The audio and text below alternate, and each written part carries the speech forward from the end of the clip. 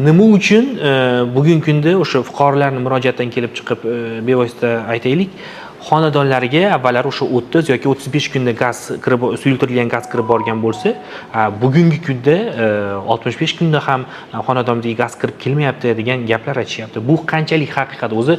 Bizda misol Farg'ona viloyati uchun nechta iste'molchi suyultirilgan gaz iste'molchisi bo'lsa, o'sha iste'molchilarga yarasha fond bergan. Mana shu berilgan fond yetarli darajada yetib kelmayapti. Ya'niki o'sha ishlab chiqarish, gazni qazib olib, qayta ishlab, undan suyultirilganini ajratib olib, bevosita logistika orqali yetkazib beruvchi korxona tashkilotlar tomonidan kechiktirish amalga oshirilyapti va o'z navbatida Hududgaz ta'minot aksionerlik jamiyati va uning tasarrufidagi jumladan misol Hududgaz Farg'ona, Hududgaz Tashliq va shunga o'xshash bo'limlar tomonidan joylarda iste'molchilarga yetkazib berish mana shu sababli kechikyapti. Hozir bu kechikishlarning sababi tahlil qilinib, bu bo'yicha misol yuqori turuvchi tashkilotlar, energetika vazirligi hammani xabari bor bu masaladan, bu muammodan.